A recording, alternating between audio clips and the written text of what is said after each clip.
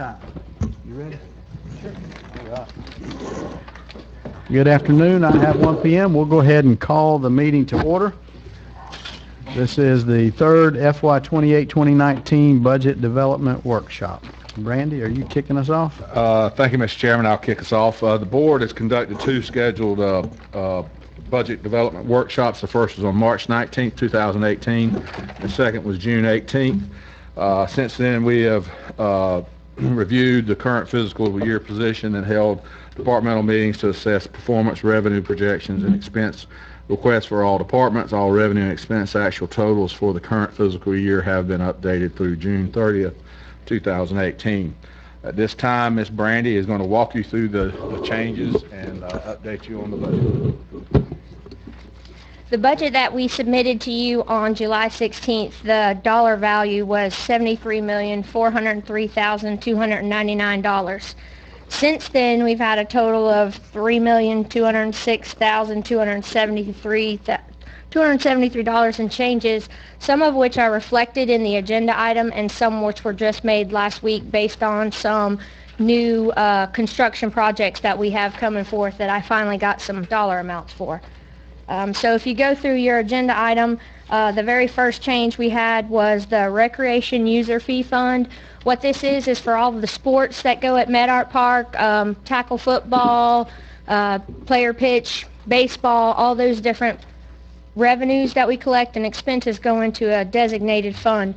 So our cash forward decreased there by $4,850 and the reserve decreased by that same amount. And most of these changes are going to be due to having that additional month's worth of actual financials.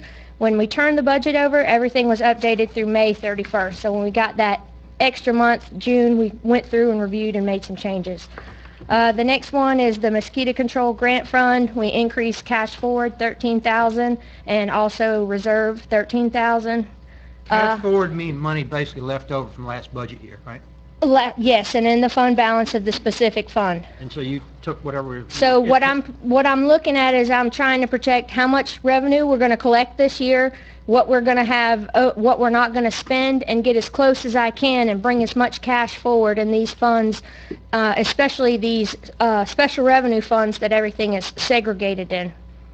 And then when you have a revenue increase, you got to put it somewhere on the expense side, so we just put it in the reserve line. State Housing Initiative Program Fund, that was a decrease of $86,391. That was some special funding that we received for hurricane assistance. We were not able to spend it in the amount of time we had to spend it, so we had to return it to the state. The Tourist Development Fund, after participating in the TDC meetings, they requested to move $100,000 out of reserve and put it in their advertising and promotion line. One-time expense? They don't have a specific expense at this time. They just wanted to have the larger advertising budget if the opportunity came up that they could use it. This is a one-time transfer. It's not an ongoing $100,000 a year. No, the budget for the advertising has been hanging around in the neighborhood of $65,000. Now that we have a dedicated TDC coordinator, a county employee, they wanted to have the opportunity, if they found some advertising with him on board, that the funds will be available. That money all comes from tourist development funds, is that correct? Correct. Also, we've been kind of fortunate that we got a $500,000 BP grant a few years ago. And so we've been kind of burning that down, and we haven't been using a lot of the TDC dollars that are collected. So I think we've got, what, like $250 we had in there last year, something like that in reserves. And so we've got too much in reserves, and we need to spend that money. Yeah, I think you're going to end the year somewhere about $300,000 or more with fund balance in the TDC fund. Yeah. E911 surcharge fund, cash forward increased $15,000 and reserve increased $15,000. The FERDAP Community Center grant funds, we have two phases going on over there for improvements to the basketball court, some swing sets, just some little renovations there. I'm not anticipating those grants being completed by the end of this year, so we just rolled them forward in the next year to make sure we had the capacity if they weren't completed. Let's see. Crawfordville and North Crawfordville Road District Impact Fee Fund, cash forward decreased by $3,100 and capital outlay decreased by that same amount. Go over that one time, this Go over. North District Impact Fee Fund. I hate to ask this, but what the heck is that? We have about 9 different impact fee fund buckets still that have little balances in them, and they're segregated. There's actually 3 different ones for the road funds. Okay, so it's impact fees that we don't have now. Correct. We We have just have a balance of but they still to have to spend. be, they have to be spent in the district they were generated in. That's correct. All right. It's just road impact fee that's left over. Yes. That North Crawfordville district. Well, it is actually, there's a little map for it and everything. You have to spend this bucket over here, this bucket over here, this bucket anywhere. So It's hard to do. it is hard to do. It's very hard to do. 'Cause, I mean, what are you gonna get done for $3,100, you know? Just add it to another project. What we're using it for right now is the Trice-Lane Turn Lane Edition. And that was we've had another month's worth of the engineering fees, and so that's why you got your reduction right there. On turn lane on Trice-Lane? Cross Lane to Shadeville. to Shadeville. Oh, sorry. Yeah, I didn't know just if it's for the- assume because I do I didn't this. know if but it's for the fire station or... It is. It is, it's improving that it's intersection for the fire station, and we need to have a dedicated left turn. And there will be a emergency signal there for when the trucks come in and out of the station. Are you reading your stuff off one of these sheets or off of a... I'm reading right off the agenda item right now. We don't have that sheet then. We have the agenda item if you downloaded it. We have the agenda item. Or it's right there. But, Here, you can follow this right here, yeah. on that page. Need one more? Thank you, David. It's kind of tricky to download the agenda with that new link thing. I figured it out. I can't see it anyway, so I didn't. All right, the next change is in our 1-cent sales tax public facility fund. Cash forward increase there is about $170,000, my projection. And one thing I want to point out is that I would rather budget over the cash forward than be under, because if we don't budget it, we can't spend it. So what will happen is if my projections are off, say $10,000, when we enter into the new budget year and we start to get the actual expenses for the current fiscal year, I'll review all these again, and if I've overestimated something, we'll do a budget amendment to decrease them. But we always want to make sure we budget as much cash as we think we're going to have, and I'd rather be a little over. So some of these, they'll come back and they may be just down $5,000, $10,000 in November. Go over the concept of cash forward in case anybody doesn't understand it. So anything that you collect revenue-wise in a year and you don't spend in expenses goes to the fund balance of the fund. And so it's just sitting in that pot, whatever particular fund, and then it becomes available to bring forward to the next year. If you want to have a one-time, recurring expense, you want to buy a truck, we don't use it for operations. It needs to be for one-time things or capital projects. But we always want to have it available. You never know when something's going to come up in the middle of the year you didn't plan for, and if you don't budget that, we cannot do a budget amendment to increase cash forward. Any budget amendments during the middle of the year that increase need to be for truly unanticipated revenue, such as a grant you received that you didn't know you were going to get, that kind of thing. So this is money that was budgeted but not spent due to savings or whatever. Or that maybe we collected a little more revenue, or... Construction job is delayed, whatever, yeah. All right, well, now I lost my spot. Okay, so on the other side of that, in 1-cent sales tax public facilities, our capital outlay building increased $1 million, and that's for our fire station construction. They're behind schedule as construction projects seem to go, and so I want to make sure we have the capacity next year to finish out paying that contract with Adbon. Are we still on the budget? We haven't had any budget amendments on the firehouse, right? Change orders? Yeah. We actually do have a change order in the works right now for right under $30,000. I'm still waiting on the architect firm to put it together in our format and get it to me.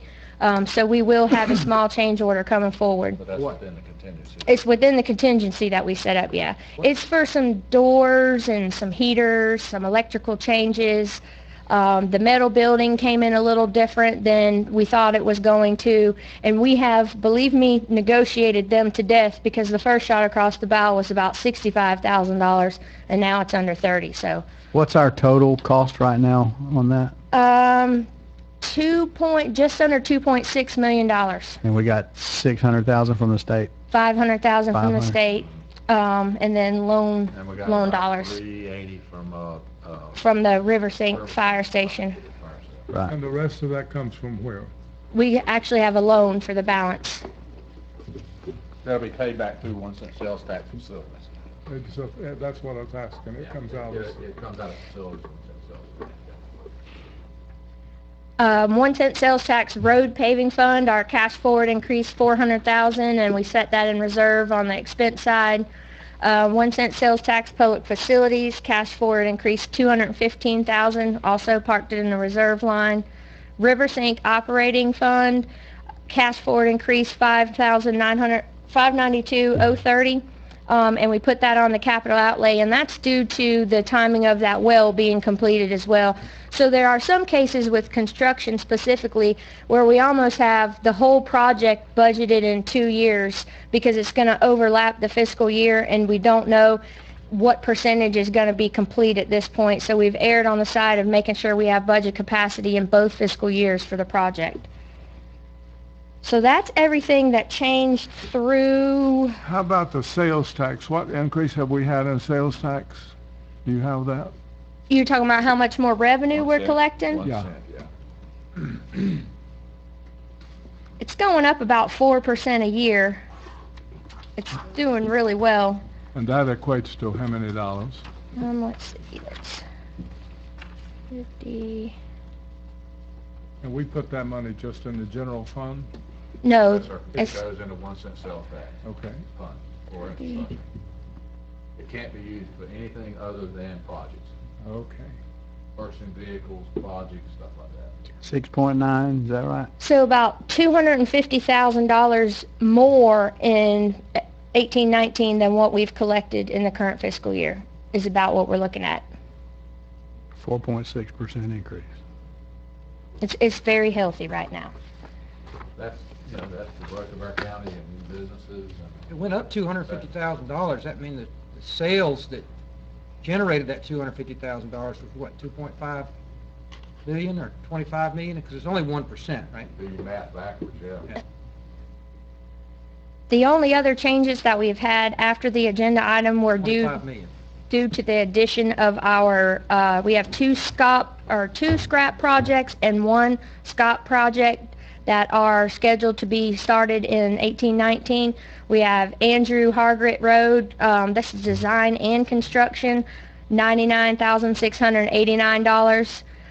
Wakulla Springs Road, design and construction, this is the one SCOP project, and it's $1.6 million. And Aaron Strickland Road, design only, and that's $42,000. So now your current budget total is $76,609,572. Wakulla Aaron Road, is that the dirt portion that's left? Scrap and Scott? Aaron Strickland Road and Wakulla Springs Road. Never mind. That $250,000, Chuck just ran the math on it. That means we had an increase in sales of $25 million last year of stuff people bought in Wakulla County. Is that correct? That's a DOR question. Okay.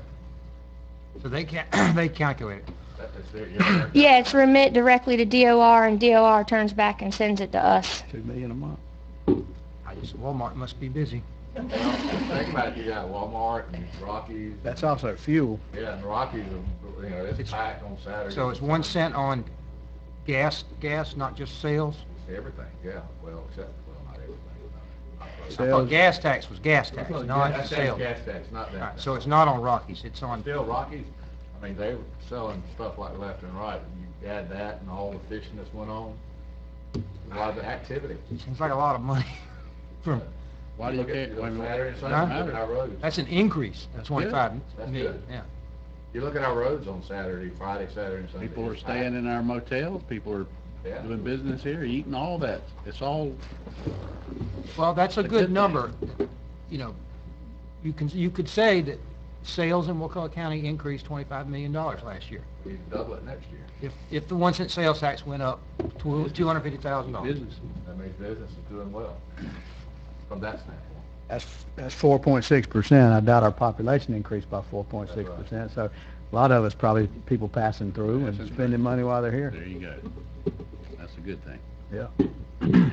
So that was the recap of the changes, and I'm going to turn it over to Jared and let him talk about, he's got a presentation as well, and let him talk about his additional law enforcement officers, and then we'll move on and we can figure out the best way to fund them. Good afternoon, Commissioners. Most of y'all understand that I am requesting 5 new positions at the Sheriff's Office. These are boots on the ground deputies that'll be no administration. I'm not starting a new team or anything. These will be deputies on the road that will be answering calls to our citizens, and 5 new deputies will put 1 deputy on each shift, 1 extra deputy on each shift. So if you look at this, you can see the population has grown from 2007 to now. I think those are kind of low numbers right now, but in 2007 we had 55 officers, which the ratio is 1.93. 2017, 10 years later, we're at 1.56, and obviously the population is growing with the new neighborhoods. I looked in the Wakulla News. I saw the subdivisions are growing, 180 new houses this year. That just brings in more and more, and I think you're going to see that number grow. And the national average we're way below the national average of ratio of law enforcement officers per 1,000 citizens. So that's just one example of the need for 5 new deputies. In 2016, when I took office, we started tracking the no units available for the when a deputy went on call. We have 5 deputies on a shift, and so when those 5 deputies are on a call, we have calls that are coming in that we have to triage. So there's actually, in the past, it's never been a waiting time other than us arriving on scene. Now there's a waiting time. Sometimes if Commissioner Hess calls, all those 5 deputies are on a call, if it's not an emergency, he's going to have to wait for that deputy to respond. And our estimate for 2016, starting from August, was about 264. The actual numbers for 2017 were 265. That's calls waiting to be responded to, and this year we're at 307, projected to have 318 if it goes the way it's going now. So you've got 1 call a day that's waiting on service? Yes, and obviously some of those, there's 2 or 3 calls a day waiting, and some days there's not. So, yeah, average. And Commissioner Hess had a good question when I was presenting this to him. Some of the calls we're trying to look for a pattern to see if the calls are waiting on the weekends, and we could add extra deputies on the weekends and take some off the other shifts during the week.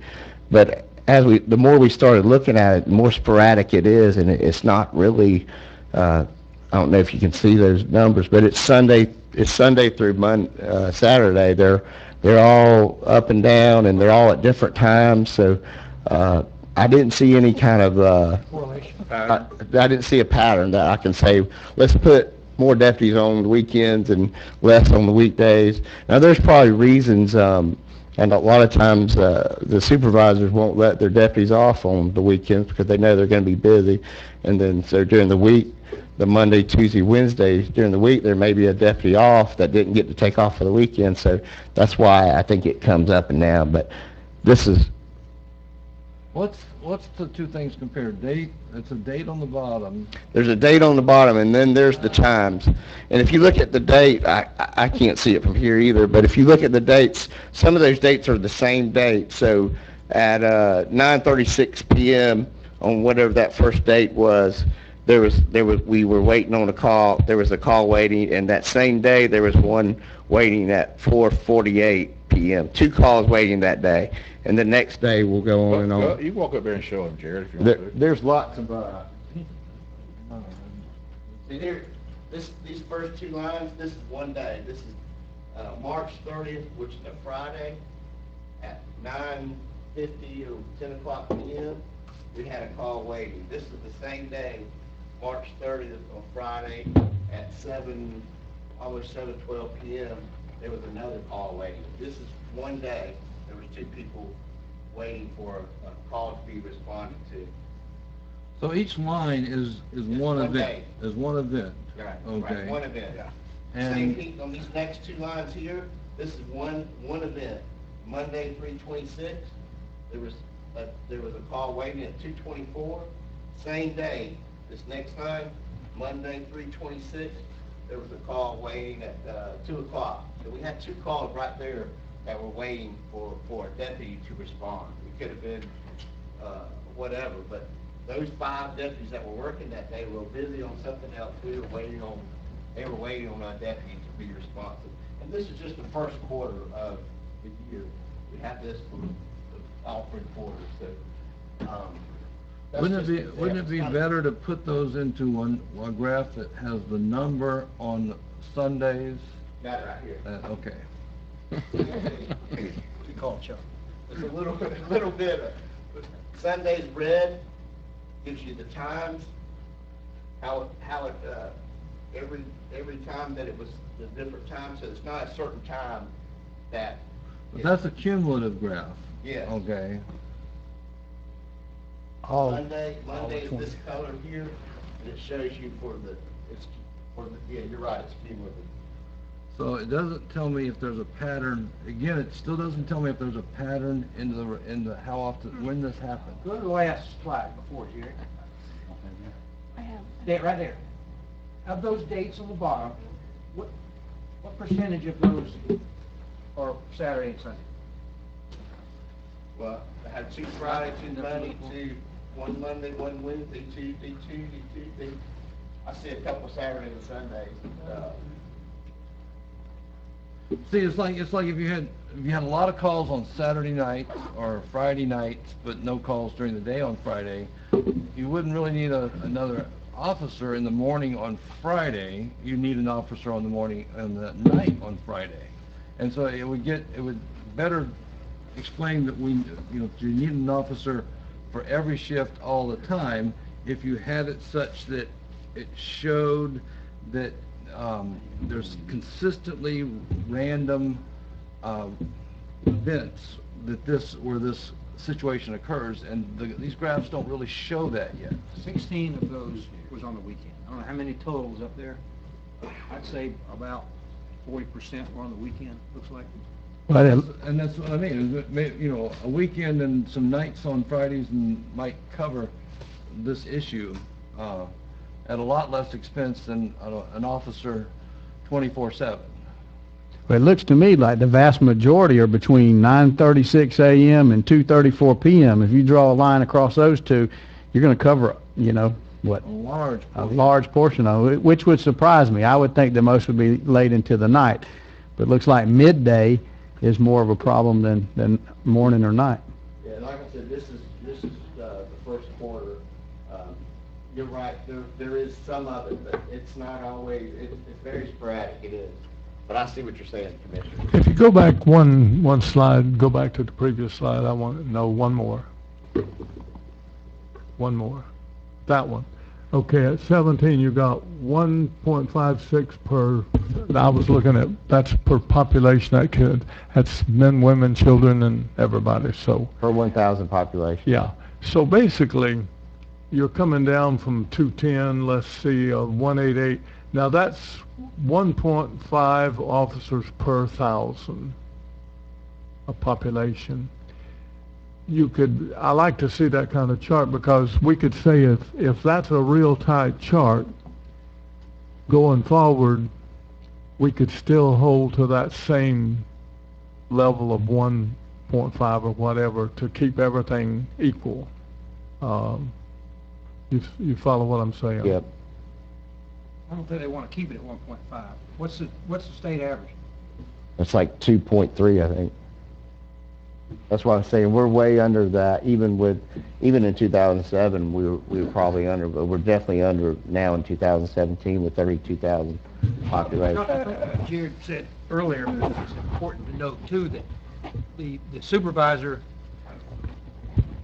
you know, what did you say, there was more calls, no units available on the weekend? I don't know, that could be due to sick or something, but you said... No, what happens is the supervisors do not let their officers off on the weekends because they know the call volume is higher on the weekends, but the reason there's no calls waiting on the weekends is because we actually have those off, everyone's on duty to answer the calls. On the weekend Right. already, and so they're not letting people off on weekends. That's my guess. I don't know why Then, to those me, numbers are like that, but sufficient law enforcement officers, there shouldn't be a disproportionate number of no respond calls on the weekend, which appears there are. Right, and so it looks like there's a real need for another officer on the weekends. I was just trying to see if where we need them 24/7. That was the question. If we take this same approach, then we got to do it with fire. If you do it with fire, then you say, well, when do you have the most fires? Well, then you take the firemen off and put them on those days and hope to God you don't have a fire. You know, I don't want to, I don't want to hope. I want to know that I got a law enforcement officer and I got a firefighter when I need them. I agree. I'm just trying to hash out the logic. And so we'll, with your 5, you'll go from 50 to 55. that's right. And so I just divided that out. That puts us at 1.71 per thousand. So that still gets us back around 2012, but not Right. as high as we've been. Yeah, all I'm trying to do is stay up with the pace that we're going at. If we go another year or two and without any officers, we're going to be hurting. And it's getting to the point where my guys are getting burnt out. I'm working them. So pretty hard. basically speaking, with all due respect, you're saying basically that the 1.5 is not working the way you would like for it to work. So when you move the 5 or 6 people up, then we're at 1.7, and that's a level. Brings the average up a little bit, and That's a level you're comfortable with. Yeah. Maybe not comfortable, but that's I'm one better off with. you can live with it. And Mike, it's not about not having people there to respond, like the fire department. What you're looking at is maybe we need 2 on the weekends and maybe not 1 during the day. We're not talking about how many officers we're hiring. We're having what's the best coverage to reduce this problem of What you're proposing is exactly that, Chuck, is that you move them off on Monday, Tuesday, Wednesday, and you put them on Saturday, Sunday. And if you're having more problems Then on you hope to Saturday, God nothing happens on Monday, Tuesday, you Wednesday. still have coverage on Monday, Tuesday, Wednesday, okay? Maybe you do. Maybe now 10 people got to wait on Monday, Tuesday, Wednesday. That's the point. We'll let them figure it out. Yeah, I think that's I the was gonna say, sheriff's job. that's their job. to Figure that out. Staffing, that's right.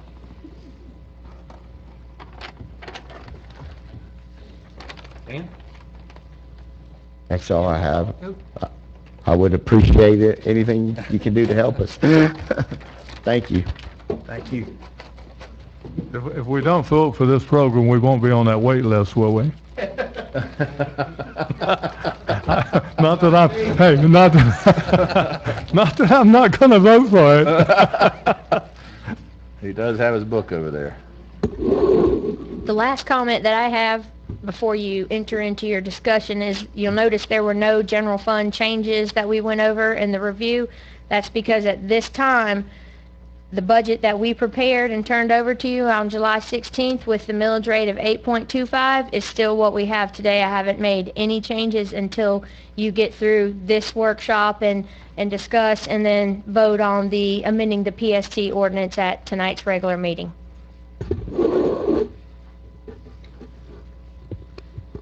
Questions? What's the millage rate, guys? That's what we need to decide. Might as well fight it out now.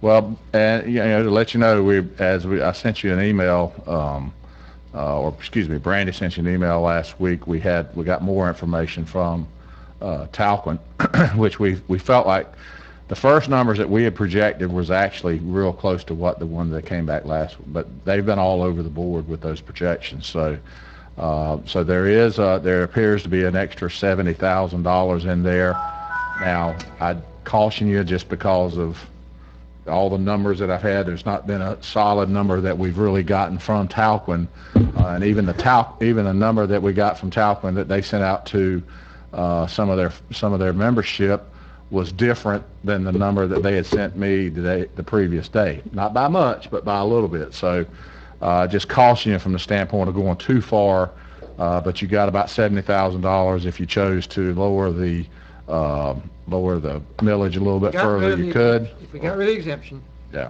and to get the sheriff what he needs, what millage rate, using a conservative number on the PST, 500 kilowatt exemption, what millage rate, what's the lowest we can set it and still be fiscally responsible? She's looking that up right here. Now, I know we still need to fix the gap in the sheriff's department, ICE, because we're still using ICE revenue to subsidize ongoing expenses, which I don't like that. We really need to wean ourselves of that, but that takes money. I can't see it. I would say conservatively, you need to stay at the current year millage rate, which is the 8.0351. First of all, the one thing about the PST exemption, we're only going to be able to implement it for 3/4 of the year at January 1st. Second of all, we're going to have a learning curve of how this actually comes in. We're going to have, this is going to be new to our electric providers. There may be some issues on their end getting it implemented, and so I wouldn't be comfortable with anything less than our current fiscal year millage rate. What's the rollback rate? The rollback rate is 7.8099. So, On that rollback rate, I noticed that accommodated for increase in values. And new additions, new construction. Yeah. Is it basically just new construction that accommodates for? There's a couple, because your increase in value comes on using anything over your rollback rate. So when you go to your rollback rate, you're literally just recognizing that new additions. There's some personal tangible property in there as well that increase, but it is just your new construction. That's right, because I've always had a problem with counties doing a reevaluation.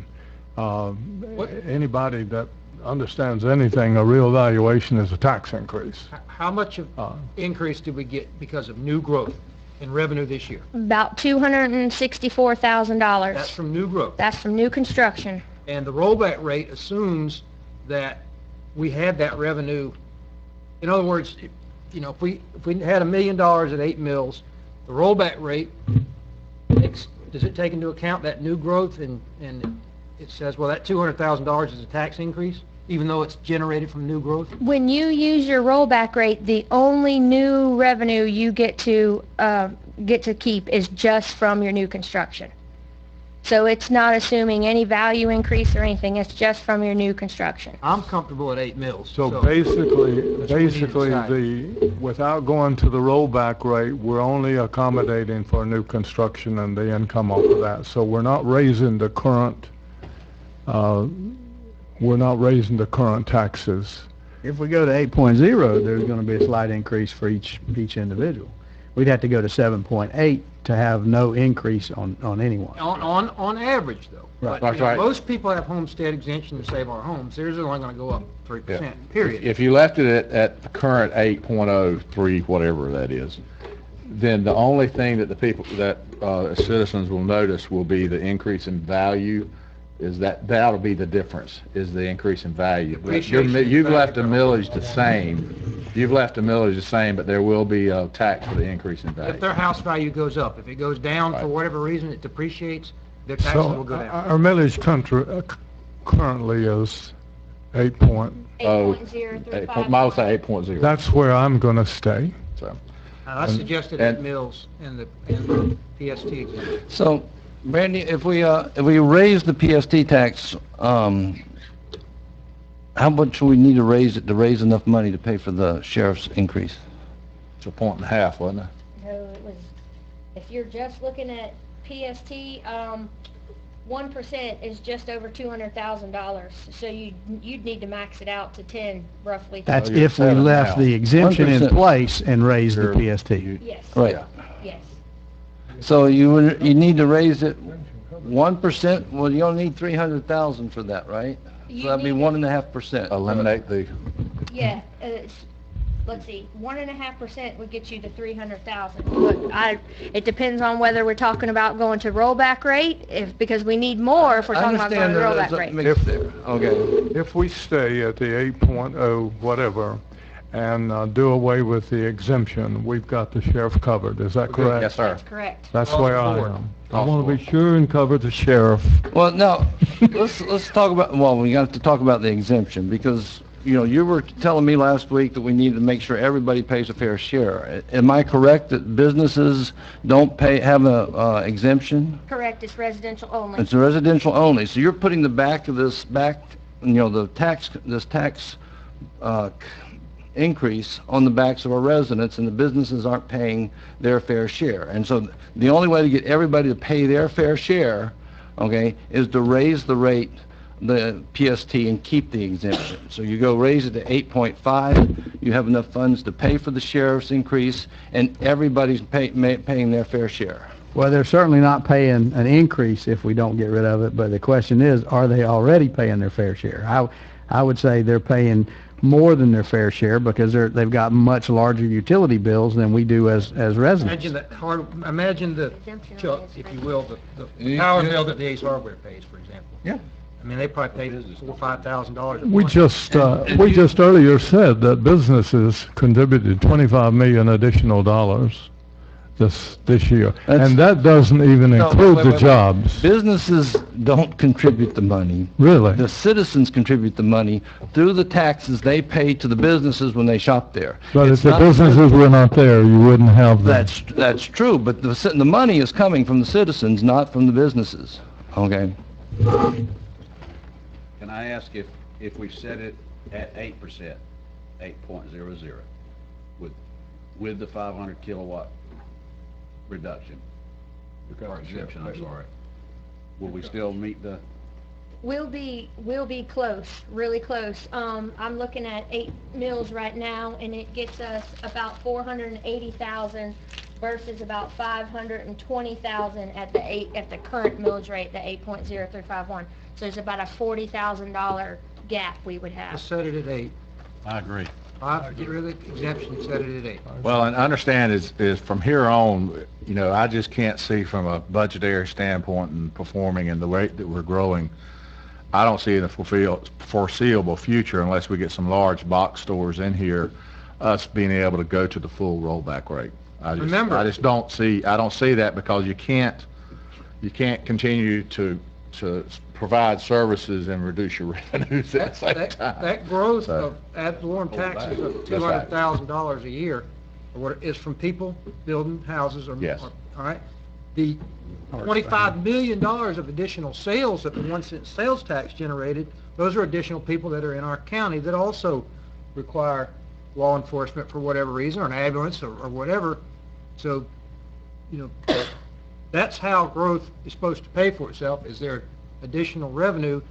And if we go to the rollback rate every year, in my mind, we should be using that increased revenue to increase, or at least plan to increase, services. I agree. I think we should leave it at 8, just leave it at 8. You know, we don't go in and adjust the MSBU every year. In fact, it's, you know, we don't have a rollback for the MSBU.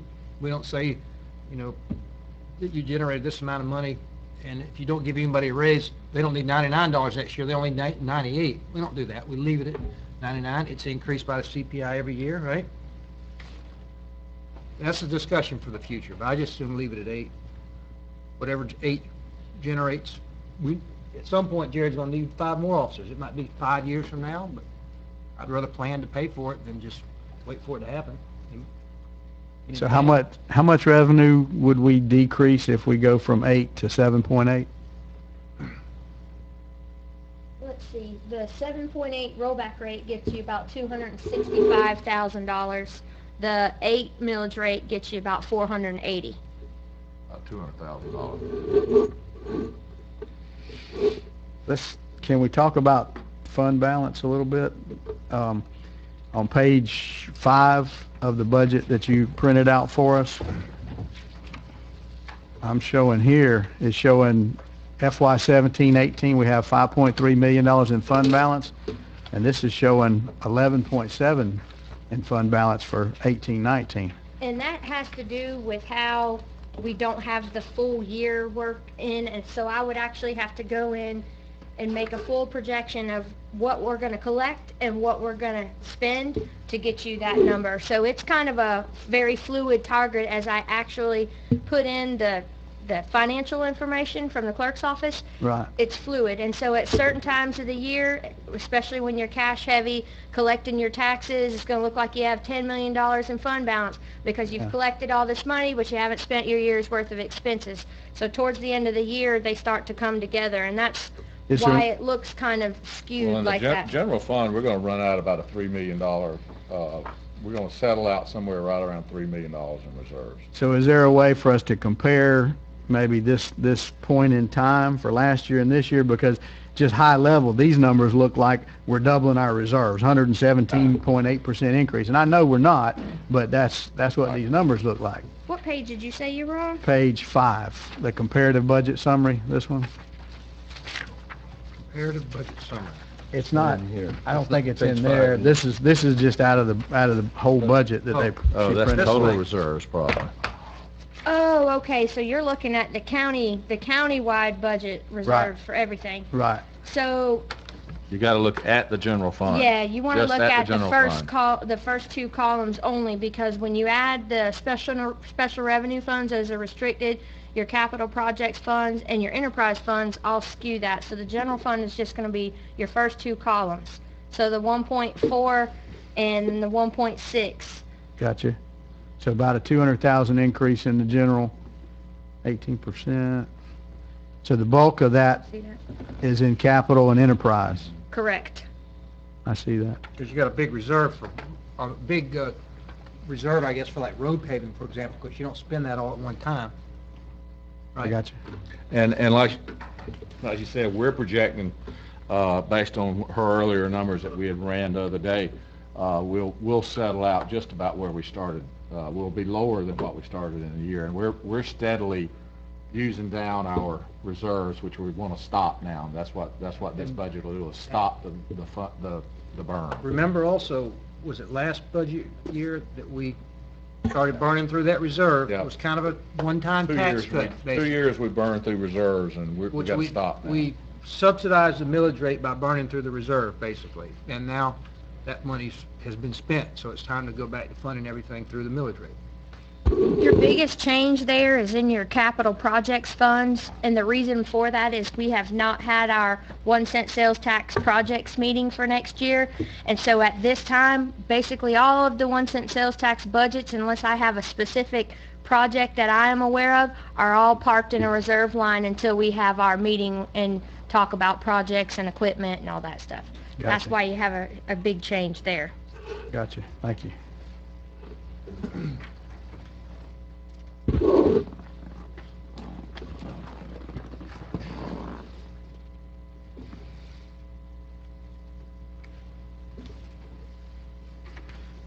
Chuck and Ralph, what do y'all think?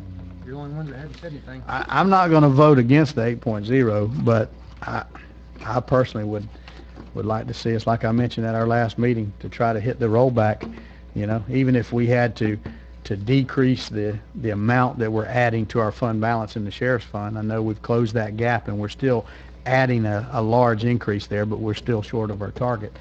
I would just bring us in a little bit, I understand. steeper glide slope there. And I would go with the 8.03, we'll just keep it right where it's at. Are you going to vote against the budget then? Not against the budget, no. I mean, are you going to vote against the 8 mills? No. Okay. I would against the rollback. Okay. But, you can always vote against the PST if you don't want to do that exemption, but once that ship has left the harbor, it's gone. So at that point, we got to figure out what to set the millage rate at. Okay. Is that clear enough?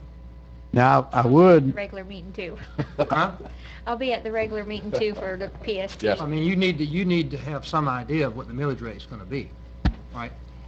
Well, You are not- we've got good, clear direction right now on which way to go, so Even though we've advertised at 8.25, it looks like we're going to actually do we've got enough information right now to move forward. So, and then y'all can naturally, we still got 2 shots at it, so. right. I would like us to discuss the building department fund. We got a new building official, and he's fortunately stepping into a good budget with some reserves. But for several years now, we've run a $500,000 surplus in there, and we keep talking about, let's cut fees, but we're not cutting them. We did cut them one time. We did cut them, but we're still maintaining a $500,000, $557,000 in reserves. I'm sorry, above and beyond. Our fund balance is 144,000, and we've got 701 in there for 17-18, so 557 above what our fund balance policy. So I keep asking that same question. I'd like to see us cut Well- that. I don't think it's going to hurt them. I don't want to hamstring them in any way, but Let's remember too that Clyde may need to hire a new body because we're getting a lot more building. with $500,000, he can hire a few of them. I don't but, know, we can still make is a he cut. generating excess revenue of $500,000 a year, Randy? No. No. Well, we just said it was 250,000, I think, Well, and like this year, if you look at I've got my numbers, this is for, What's the what excess is revenue this? per year? June. Yeah, we've collected revenue of 425, and our expenses to date are 496. I mean, and that fluctuates. By the end of the year, it will probably level itself out. This year is going to be a little heavy because we've got some extra expenses in there, but that is something that once Clyde really gets in, he is changing systems up. One of the things he's doing is going to, we're talking right now, first of the year, hopefully go to, he can speak for himself if you want to get up there, but going to a paperless permit process to where the builders can submit it. So once those changes get through, it's very possible, you're right. I'm like you, I think we can do it, and I'll trust that he will do that. I think we can definitely take a hard I look just at that. recommend we proceed with caution because the last thing we want is he doesn't have inspectors go do commercial jobs or something like that. At some point, you know, the people pay these fees to the building department to get their inspections done in a timely manner and proceed with construction. Yeah, but you're right, Commissioner. You're exactly right, Mr. Chairman. That's something that I've been talking about for a while. It's just, to be honest with you, I hadn't felt comfortable. Right. Well, I certainly don't want to hamstring him in any way, and I'll tell you that what I'm hearing from the community is they're happy with what he's doing. They're happy with the changes that they're seeing, the turnaround time, so I appreciate that. I appreciate, I've heard that from we're several getting good calls now instead of some of the bad calls that we've been receiving, so I appreciate that. And I don't want to cut him short, but there's $700,000, and we've been talking for several years about making an additional cut to bring that down. And I'm not opposed to cutting the fees. I just want to make sure they have some sort of plan. If he is anticipating 2 years from now needing another person, we need to leave it there Right. to cover that, instead of coming back and asking for an increase. Later on. Clyde, would it be reasonable, would you have enough time on your feet to get a feel for that, maybe before we finalize the budget, to figure out if you could bring us cuts back that you're comfortable with without hurting you? I'm not trying to scorch earth here, I just think that we have too much money sitting in there. Well, we could definitely look at it if you don't mind. I mean, we'd like to, here again, we're turning things around real quick now, but I'm gonna have to have another inspector. There's one in the budget that, that we're down one, so eventually I'll have to have another one and, another office person, so, yeah, we can look at anything. But and there's the good news about this is this fund, we're going to budget all the reserves this year forward. Mm-hmm. So what we'll do is that allows us to we'll try to hit by the time the budget's thing, but at the end of the day, if we need more time, it gives us we can adjust this fund all during the year. And you pay for his vehicles, you can pay for that out of that reserve Yep, fund? all his vehicles are Anything bought that's out of spent, this. Instead of using one cent sales tax, he can use the Right, building they department reserve. currently buy all that. Computers, I know they're fixing to get scanners and stuff to convert Yeah, digital plans we and got stuff like that. quite a bit of scanners, but still, you're right. Let's look at the plan to where we can pace it down. But we just got to be, because I don't want to be coming back in here and saying, "Oops, we burned too much, and we're going to have to raise fees back That again." can't be Yeah. using the We planning don't- department, can it? We don't want that. Strictly building department. Yeah, yeah. We sure need a GIS system, but anyway. We do.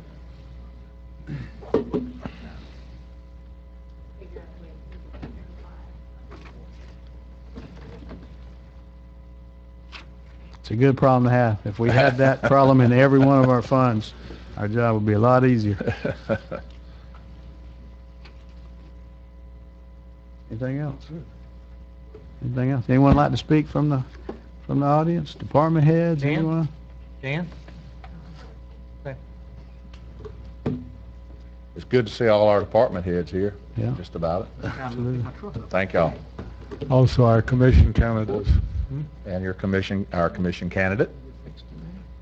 I'm getting Yeah. tired to put on. Well, we've got a lot of good things going in the right direction in our county, and you guys are the ones that make it happen, you know? We sit up here and just try to navigate, but you guys are the ones that are making it happen every day, so I do appreciate that. We got a great team. Yeah. Thank y'all for your support. All right.